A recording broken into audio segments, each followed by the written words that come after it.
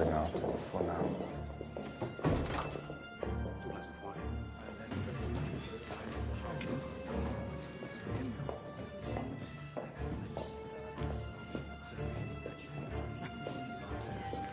Captain.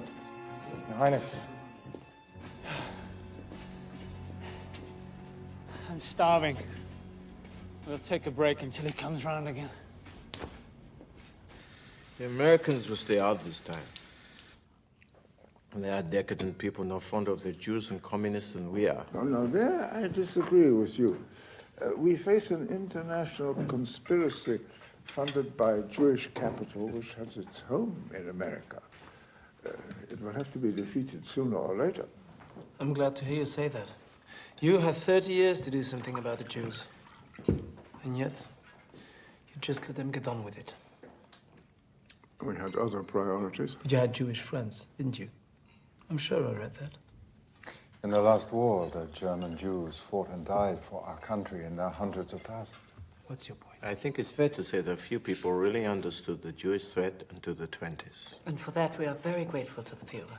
Of course, the problem is the same everywhere, but only now in Germany is there sufficient clarity of thought to admit the scale of the task and to examine the potential solutions in a thorough and an imaginative manner.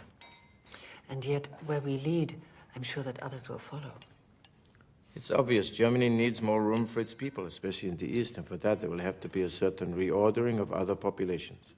And where relocation is impractical, a more sensible solution must be found. The elderly, the crippled, the mentally ill are simply a drain on the Reich's resources. Not to mention the children, of course. Well, indeed. In wartime, it's hardly feasible to feed them until they can provide a return on capital. And we are very much at the experimental stage. I attended one demonstration recently at the laboratory in Potsdam, where 10 disabled children were each given a red balloon to play with, and then injected in the heart with a solution of concentrated phenol. I beg your pardon? Phenol. You probably know it as carbolic acid. It's easily soluble. The children look as if they passed away in their sleep, but the doctor and his assistant, who are both very skilled, could only manage 10 in a minute.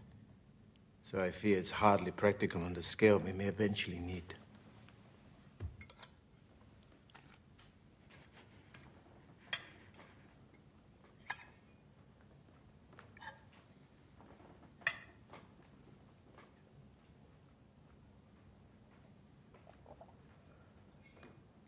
Will you take some brandy and a cigar, Herr Himmler? Yes, and I will show you my collection of P.G. Wodehouse first editions. I'm afraid I must go. I have an early start tomorrow.